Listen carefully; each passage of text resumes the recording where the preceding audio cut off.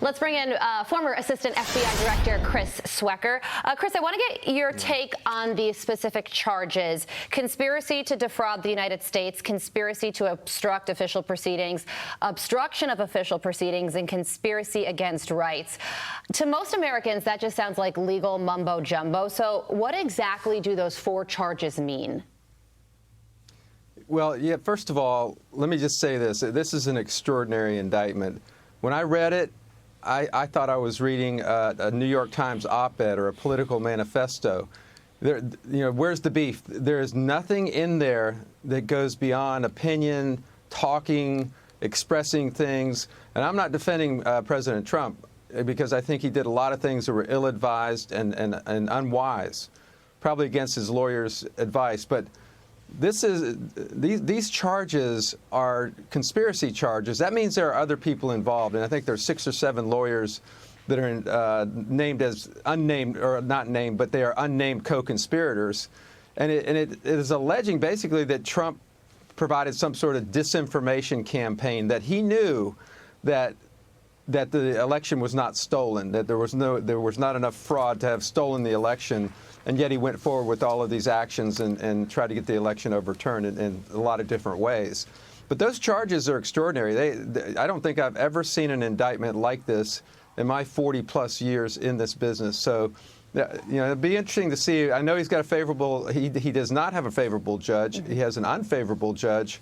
We'll see. I think this case could get thrown out. If it really were an objective, Constitution-adhering judge, you would see this case thrown out very early in the process. Chris, thrown out if for no other reason that Smith runs into real problems, considering Donald J. Trump still says the 2020 election was stolen. So if you want a sense as to his frame of mind, well, turn on your TV and there you have it. I want to follow up on something you said. You've been in this business of law enforcement, whether with the FBI or in private practice in law, for 40 years. In your career, let's call it in law enforcement, have you ever, or how often, have you seen the charges that Jack Smith brought here and that Carly so eloquently read 2 seconds ago?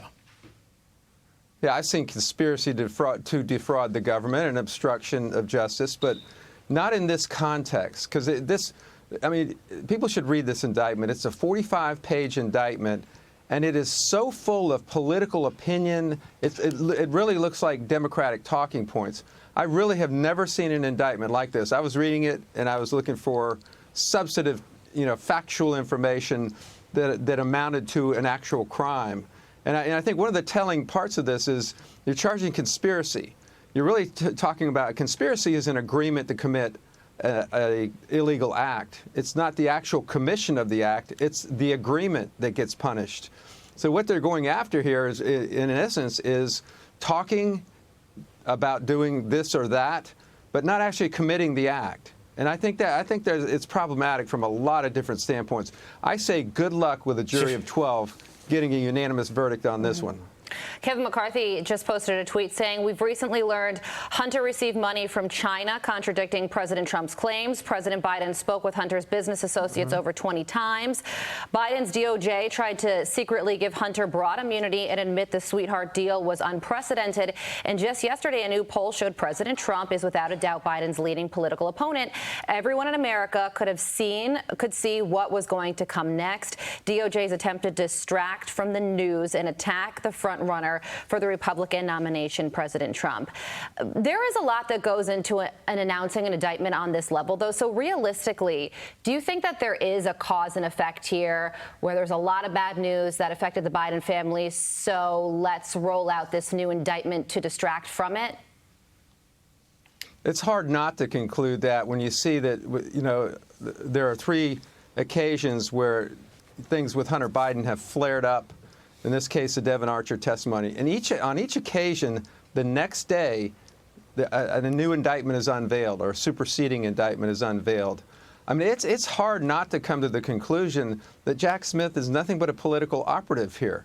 And I don't say that lightly. I'd like to think that the criminal justice system works the way it's intended to. But when you put an ideologue in a position like that of power, then justice is subverted. And I think that's what's happening here. And again, I'm not defending President Trump. He did some very unwise things. But this is not how the criminal justice system is supposed to work. And where the heck was the FBI Why didn't they do grand jury? Why didn't they use all the techniques that they used against Trump on Hunter Biden and Joe Biden? I could go through the whole case and make a case for bribery, for extortion, for wire fraud. It's all there. It's been 31 months since January 6th, yet 48 hours after Devin Archer talks to Congress, boom, Trump gets this indictment. Chris Swecker, we appreciate your time. Thank you, sir. I'm Steve Ducey. I'm Brian Kilmeade. And I'm Ainsley Earhart. And click here to subscribe to the Fox News YouTube page to catch our hottest interviews and most compelling analysis.